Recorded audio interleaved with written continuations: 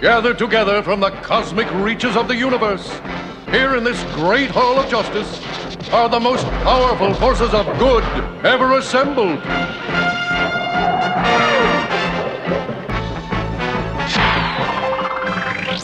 Dedicated to truth, justice, and peace for all mankind.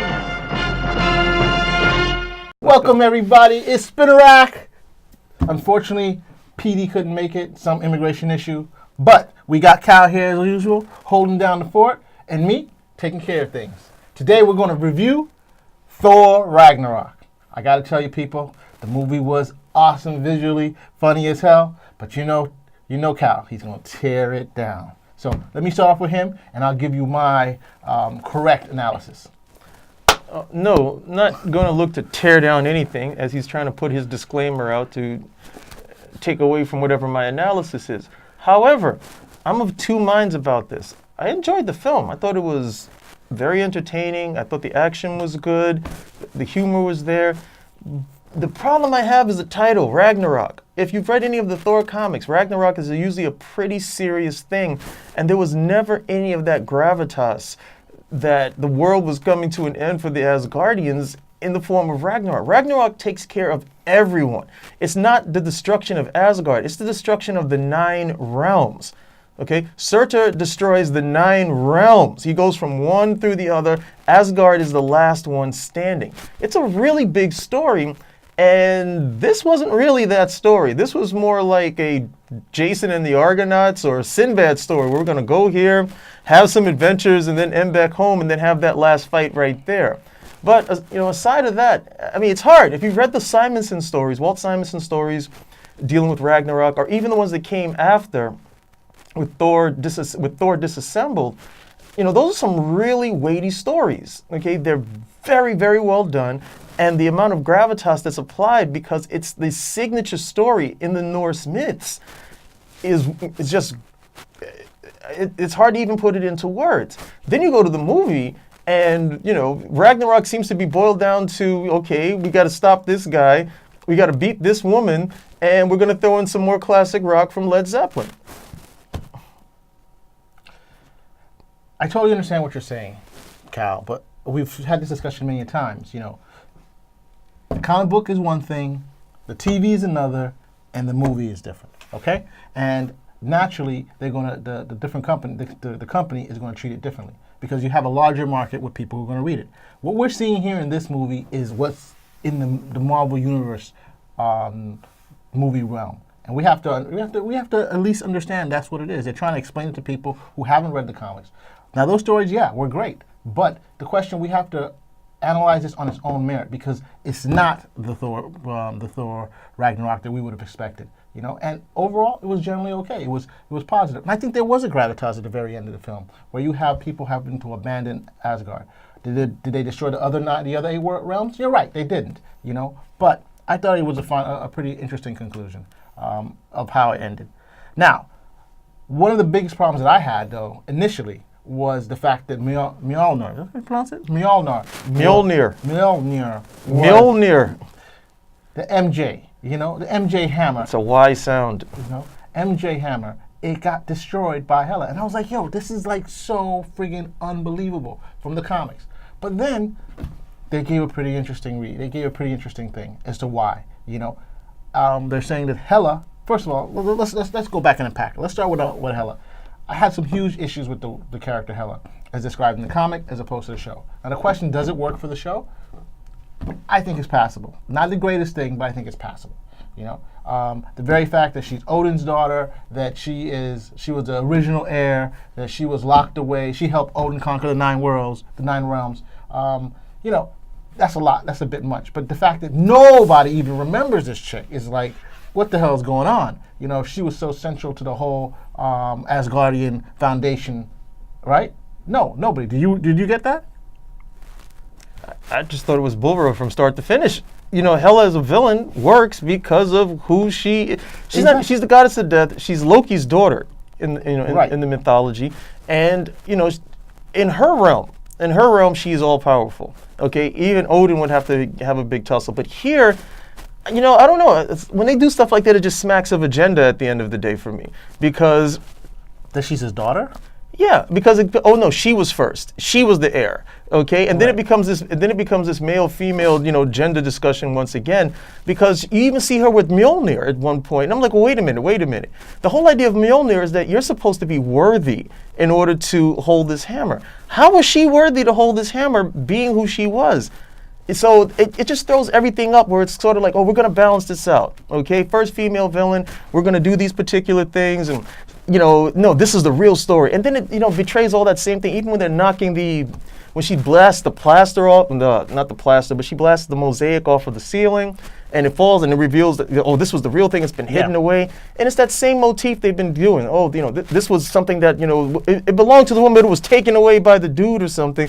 And I just keep looking at this like, no, you're really warping this in order to feed that particular need that you guys seem to be insatiable about. Thor is the only person who is worthy to wield Mjolnir. They have messed that up so many times, and they continue to mess it up right over here. There's no reason why Hela should be able to wield the hammer.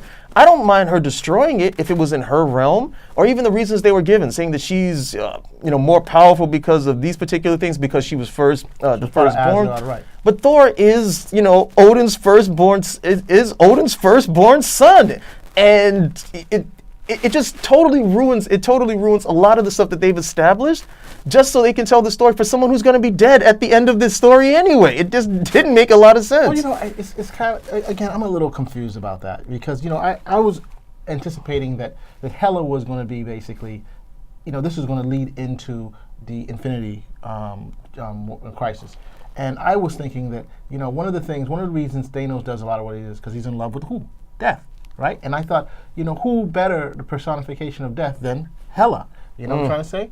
That would have made perfect sense. One of the reasons he comes in, he's trying to revive. I don't know. Probably they're going to do that. Hela's more like an avatar of death at the end of the day. I know, but I'm just saying they need a personification of it. But I'm just saying, it's like, what the hell? It didn't make sense to me on that end. Look, as a pure, from what I read in the comic books, yeah, it just boggles the mind. But as a story, Hela, did she look visually stunning? Fantastic. Was she badass? Yeah, she was. But the story elements, I thought there were some problems there. The problems being that, I just couldn't believe that this is Odin's daughter. Nobody knows about Odin's daughter. And, she conquered with Odin the whole 9 realms. And it's like, everything's whitewashed, right? I don't have a problem with the whether it's a male or female, but the fact of the matter is she's the heir now, or as she claims, and then Thor is not the heir. Then you're like, who really should be the heir? Does it, right? You get what I'm trying to say? It doesn't really matter. She was no. It does matter. No. I'm saying in terms of male or female. It matters on both of those. It matters, at least for me. When I look at these films and the reason why they're pushed behind it, it does matter. But Hela for me was a generic villain. She was. She's generic. She was not as good as I thought she would be, and especially with an Academy Award-winning actress. But I don't blame her. I blame either the script writers or the directors in how they framed her in this particular method. Because they decided that the source material wasn't good enough for what they needed to do. If this was Loki's daughter, okay, a lot of the stuff you could have still played out the same way, that Loki's daughter was there and she was like aiding Odin, and she just was, because she's Loki's daughter, she just wilded out, and they had to put her away. But the idea that Odin couldn't do this on his own, I know. The idea that Odin would not be able to, take, care or, come over and conquer the 9 realms, he's Odin. Odin in the myths, even in the, whether it be the prose or the poetic Edda, or be it Marvel Comics, Odin is an incredibly powerful entity. Okay, this is the guy who, according to Norse myth, creates the 9 realms. He and his brothers create it, and then go to look at their creation. Hela has nothing on him at that point. So the idea of him needing Hela again just speaks to more of this lip service and this pandering that they do. And I say it's just not necessary. Hela's a good villain without doing any of that. I agree, but I disagree that the pandering or anything like that. I just think that, if we're framing it within this story, the confines of this story, we know Odin, we know Thor, we know Loki. And putting another character, this is the 3rd movie, the 5th or 6th movie that Thor's been in, because he was in 2 Avengers, it's just bringing something into the mythology that just totally changes things. I can understand if Thor doesn't know who she is. I can understand that Loki doesn't know who she is, but no one else? like you said, that's a really big stretch. Yeah. No one else knows her? So where did she come from? Was she Frigga's daughter?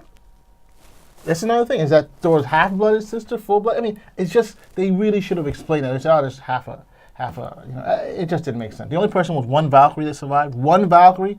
You'd figure that after they put the daughter away, they would have reformed the Valkyries again or something like that. Guess not. I mean, I guess they served their purpose. I always thought Sif was a Valkyrie. Is she a Valkyrie or not? No. Oh, she's not. All right, so. And where was she? Exactly. Yeah, I think she's on blind spot. In real life, I know why she couldn't make it. She's like, no, I've got this hit with blind spot right over here. I'm getting a lot of camera time. I can't give that up to come over here, and I'm only getting a couple of looks over here at Jane Foster, which was one of the things I was most happy about. Jane Foster was not in this movie. I have never liked Jane Foster. I'm sorry, Natalie Portman, great actress, but they just gave you a role that I have never gotten behind. I have never liked Jane Foster in the comics. I have never liked Jane Foster on screen. The fact that she broke up with Thor is like, yes, let him be free to do something. Let him be free to do something else. Well, I'm glad. What about the Hulk? I'm glad that baggage of Jane Foster was no longer there. Now, let's get to the real meat and potatoes. Like you said, the Hulk. The Hulk was excellent. I gotta say, I love the Hulk. And that's what this movie should have been. I like the fact that you have the Bruce Banner persona and you have the Hulk persona, and they're battling each other. I mean, you see the similarities between the two of them, and how when Thor is trying to talk to convince Hulk to do something, and he's also trying to convince Banner to do something. In the same way. But he's doing it the same way. Oh, I liked you better. No, I like you better. It's like just crazy, Because it's the same dude at the end of the day. He's like, hey, the sun is going down. The sun is going down. He's like, the Hulk, I got to keep you calm, and I got to keep Banner calm, because if not, I'm right back to you as well. Exactly. So I thought, he played that out. Look, I'm going to keep this simple. It's the same guy. I'm just going to talk to you the same way. But a lot of the stuff that they did in this film, I mean, it's almost like two films, because once you throw the Hulk in there, you say, okay, fine. This could have worked on its own if they had a little bit more confidence in the Hulk, thought a little bit more about what's the type of story we could do with the Hulk, because, hey, you could have done all of that type of stuff with the Revolution, especially if you kept the comedy aspect with it as well. The comedy was fantastic. I gotta say, the comedic elements of this film were fantastic. Spot on at the end of the day. Chris Hemsworth, funny as hell. Banner. I like both the Hulk and Banner. They're both funny. Yeah. You know what I'm trying to say? Yeah, we got to see some Hulk tush. I don't know if anybody really needed to see that, but hey, they went for it. Okay. It was either we're going to see the front or the back. So thank you for showing us the back. Okay, thank you for remembering this is a children's movie. But even I forget the name of the actress, but even Valkyrie, I thought all the role, everybody came in, everybody turned in I thought everybody turned in a good performance. Even Cate Blanchett. I wasn't certain if she was CGI, because that suit looked like she couldn't even breathe in it. It looked like it was painted on. I know. I was like, my God. I was like, okay. I was like, what the heck? I was like, is this CGI? I was like, okay, but fine. But hey, she didn't look like a second thing. She did a great job. As what she did as Hela, she did a fantastic job. She's a very good actress. Yeah, so for her, she probably was just sleepwalking through the whole thing. If anything, it didn't require that much out of her. Yeah, I thought that she did a great job. But what do you think about the introduction of Hulk? I mean, I was really surprised about that. We saw the whole story from before the commercial, and I thought, wow, how well they were, even though we knew what was going to happen, how they were still able to get the Hulk coming out, when he first meets him. I thought that was pretty good. Yeah, it was. I gotta say, I mean, like Cal said, if the movie had just involved just that part of the film, just being, what was the name of the world? Sakaar. Or Sakaar. Sakaar with the Hulk and Thor. I think that would have been an excellent film. But they had to weave in that whole Asgardian Ragnarok to try to get to the Avengers Infinity Stone. Well, they've been doing that with all of the. I've noticed that all of the Avenger films that we've seen, rather the solo ones, have all been pretty much a deconstruction of whatever started in the first one. Iron Man, everything was broken down, all the armor's gone, and he's starting over. Thor, Asgard's destroyed, the people are scattered, they're starting over. Captain America, hey, he's not in the Avengers. He's got these people locked up. He doesn't have the shield anymore, and he's on his. He's doing stuff on his own as well. Right. He's not even wearing the suit or anything of that, his outfit or anything of that nature. So, it's playing along with it, and I guess they're telegraphing where they're going. They're like, look, we're going to make some changes. Don't get married to these guys. Okay, we're going to have some new actors coming in. Okay, so don't get married to. Wait. New actors and who? I mean, didn't Captain America resign? Didn't Iron Man's going to be there for what, next 10 years? No, they'll be they may Robert Downey Jr. may be in an Iron Man film, but he may not be Iron Man. If you understand if you understand me, Thor. They've got Thor sitting on the throne at this point. So they may say, hey, you're king now. We're going to make a new Mjolnir and we'll give it to someone else. We don't know who. Jane Foster. So they're telegraphing where it is right now. Cap will be okay because Cap can be okay because, well, no, unless they give it to the Falcon. But Anthony Mackie just doesn't have the same presence as Chris Evans, so they'd have to find somebody else. I don't have a but problem they're telegraphing. My problem is that if you like the Falcon, make a Falcon movie. There's no need to make him the Captain America. Develop that character. They'll be following along what's been going on in the comics. No, well, they're rolling some of that back, so we'll see. Need to roll it all back. Never thought the day would come when Marvel is doing better at films than they are doing with the comic books against DC. It's like night and day. I go into a comic shop and all the Marvel stuff is just staying there. It's got dust on it. Nobody's looking at it. And the DC stuff, the Metal, Rebirth, is just flying off the shelves. Then you go to the movie and you're like, wow, everybody can't wait to see a Marvel film. And the DC stuff, everybody's like, I don't know.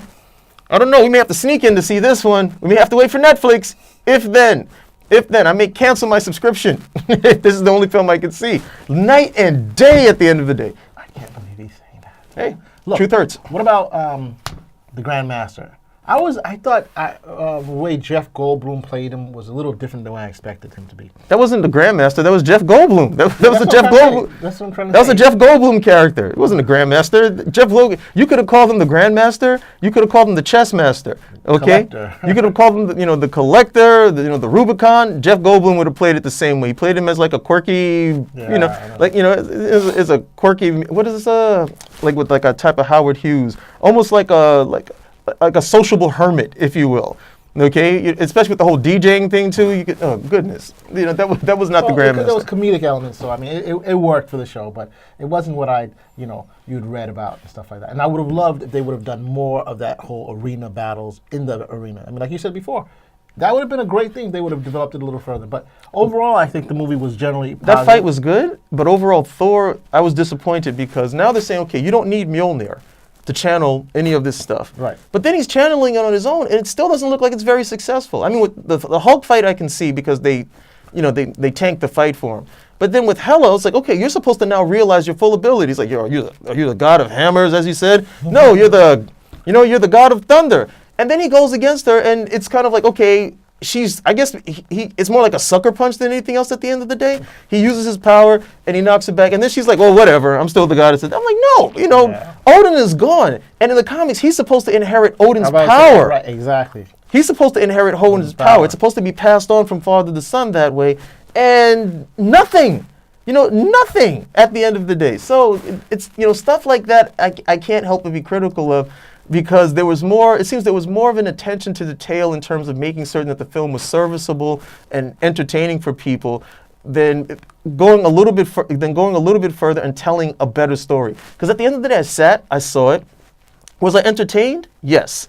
Did I have fun? Yes. Would I enjoy it again? Yes. But could this have been better? Yes. It could have been okay, better. Yes, this could have been better. The Marvel formula works, okay, but like with all things that are formulaic, it can become staid. And there are parts over here, especially if you're going with these type of stories. If you had said Planet Hulk and Thor popped up for the ride, okay. And it was just a, rock'em sock'em galaxy adventure, no issue with that over there. But Ragnarok is one of the most serious stories in Norse mythology and in Thor and in the Thor comics. But the problem is that, they're trying to make it for the general audience who don't know the whole Ragnarok. And I kind of agree with you. The stories. I think I read one of the stories. It was a while back, and it was pretty good. But it's a lot more complicated. There's no way you'll be able to do that in a film. You'll probably need more like a series to do something like that. The same way that they built towards, we're going to build from this film to having the Avengers, all five guys. That's what you have to do with the story like Ragnarok. But Thor hasn't done his. I wouldn't say underperformed, but has not been one of the top performers for Marvel. Well, he's done better every film. The only thing is that the first film was more in line with the comics, and they got a little bit further from that. With this is definitely this film the furthest one. This one's definitely the furthest one away from it. But I'm saying you have it that this film has done almost as good as in terms monetarily as the Thor the Dark World. Guardians of the Galaxy. They're saying this film is going to even beat that. Probably, but Thor the Dark World did better than Man of Steel. Okay, so each film is But they're talking about in the Marvel universe. I don't think they didn't think it performed as well as they'd hoped. With that one. And Which one? The first one or the second second one? Second one. No, the second one outperformed the first one almost by double numbers. It did, but not as well as some of the other Marvel movies coming out. I don't. This is going to be. I don't know. That's hard for me to. I just find that really hard to swallow when it did almost $300 million more than the first film. Some of the Marvel movies are making $500-600 million. So that's what I'm trying to say. Hey, I can't compare. Again, I can't compare the success of this particular type of film, okay, or Guardians of the Galaxy, as opposed to, say, Thor. Okay, when Guardians of the Galaxy had certain things working for it that the Thor film did not. And what you can see now, they added some of those elements: the music, the comedic touches, the colors. Look at these colors. You see those colors? Look at those colors. That's Guardians of the Galaxy colors right there, man. One last thing. What do you think about Loki? Loki's great, okay? Loki comes across very well, and I love the fact that even when you think you have him sorted out, he's still a treacherous bastard at the end of the day, okay? But it's interesting because no matter what, even though, I don't know if it's a very complicated relationship between those two. Well, Thor knows Loki is gonna screw him, but he still works with him no matter what. It's just a question of you just got to watch your back, basically, and well, Thor is the god of thunder, and Loki is the god of mischief, but they're brothers. Okay, at the end of the day, he's not going. One of the things that makes Thor worthy is he's loyal. He's not, he understands that, look, this guy's treacherous and this guy will stab me in my back, but he's still my brother, and I'm not like him. I'm going to be loyal to my brother. Okay, I still, love my brother, and that dynamic between the two of them, they do that very well. It works. Okay, that's been from the first film. They have done that very well. And Loki is the only Marvel villain standing, with the exception of Thanos. Everybody else dies. Okay, but so is he a villain per se? I mean, that's what I'm trying to say. Anti-hero? Anti-hero. What do you want? I don't mean. No, he's a villain. He tried to freaking take over the Earth. Okay, I don't care. Everybody wants to take over the Earth. I don't think that makes you a villain. But they're dead. Killing people. But they're dead. He's still here. He's the only man. He is the last man standing when it comes to that. So I guess that also speaks to his popularity and to how well Tom Hiddleston has been playing the character. Excellent job. Lastly, I know I said lastly before, but did you notice the 5 people who left Asgard? I mean, in a city that large, so grand, it didn't look as though there were more than a couple hundred people getting on the ship. Yeah. I was really surprised. So why such a huge grand city? Did everybody die, or did I miss something? I had to assume, and I could be wrong, that Hela killed a whole bunch of people, and these were the last remaining survivors. However, there's no way to know that because we never saw her kill any people. We just saw that one scene of killing soldiers. Exactly. And then Heimdall getting everybody to safety. But I guess, hey, they just Heimdall had like 5 people, then all of a sudden it expanded. I guess it's like Texas. People, and then, what do you mean it's like Texas? Everything's big in Texas. I guess everything's big in Asgard. We have twice the amount of living room that we actually need, or 10 times the amount of living room. The fact that you could fit everybody in Asgard on that spaceship. Yeah. The fact that you could do that, I could understand if they all needed to go through, and I thought it would have been a better scene. Instead of going on the spaceship, they needed to go through the Bifrost to someplace else. That's what I thought they were going to do. But instead, it was like, hey, get them on this ship. Oh, tip of the hat to the guys. Oh, I thought they did do a good job. And there was this great storyline where the executioner, who for the most part was almost comic relief. Right. It was comic relief. But in the comics, he was used to the point that he became the butt of a lot of jokes. And then there was this great storyline where Thor goes to Hell to retrieve these spirits that Hela had stole, which is a much better story at the end of the day if they wanted to do it. Anyway, they go there and they're trying to make it out. And they're not all going to make it out. So they're like, okay, fine, we got to make a stand here. And the executioner is like, no, I'll make the stand. You guys go. Great story. And they were able to actually do it here, okay? Right. Good movement, good moment, okay? And it's everything that you would have gotten in the comic book as well. And it worked. That I was very surprised at because this guy, literally, he was in there like, okay, I'm going to try to hide. I might as well put on a dress at this point trying to get away. The fact that he had his face fully exposed and everybody was like, hey, we know, no, that was okay. Deese and Troy, what was it? Remember? But, it's interesting you brought that up because I thought that when they were doing the whole executioner portion, when he first came in, I thought that he was going to be a much bigger character. But, I knew he didn't seem a villain per se. You knew he was going to turn on Hela eventually. The question was when, what was going to cause it to do. Well, he was never a villain. He was like, look, I'm just here. I want to show off with some girls. Exactly. He's like, oh, I can get some more notoriety here. Fine. He didn't even want to do the execution when it was time for him. So he was like, okay, do I have to do this? And then he comes over, he's like, okay, fine, you're gonna stand down because with her, and then no, she's losing, time to run. Okay. So with all of that backstory he had of him being pretty much a milksop and inconsistent, the fact that they were able to really make that scene work, I have to give them credit for that. But that's something. If the story had the full gravitas, the scene would have weighed even more. But what about the fact she's a goddess of death? So this is the last thing. It was the last. What about this? She's a goddess of death, but yet she's not deriving any power from all the people she's killing. That got me. The whole purpose is that if you're a goddess of something, you're supposed to derive some type of power or some type of in the comics, ability. like her power would her weak point would be like a lot of her like what Thor would channel his power was channeled through Mjolnir. Right. In the comic, it would be her vestment, her horns and her cape. Because in the story, Thor, he was losing. They were fighting, and Hela's touch itself means death. Right. So if she were to touch him, he was going to start to age, and so they're fighting, and then at one point she just uses a good strike, and she just hits him, and he's starting to age. But he uses the last of his power, gets her cape off, and then he says, okay, he starts slowly but surely tearing the cape, and she's like, okay, fine, you win, and that's how those things would work. But she derives power from the people. Exactly that, but that's when you're telling that story. But she's the goddess of death. If he's a god of hammers, right, then hammers are flying all over the place, right? But he's the god of thunder. He's the god of thunder. He's the god of thunder, and that didn't work out too well for the most part. Yeah, I don't know. But overall, ladies and gentlemen, we like the movie. We give it a thumbs up. Go check it out. It's enjoyable. But if you think it's a comic book, it's following the comic book stuff, then. With that caveat, it doesn't have to follow the comic book to be good, but when you do a story that doesn't follow the comic book and you realize, hey, you could have followed the comic book and you would have had as good, if not a better story, then yeah, you are going to you will open yourself up to criticism from comic book heads. That's just to be expected. But great time. I think he's a new director. Yeah, new director. Did a great job.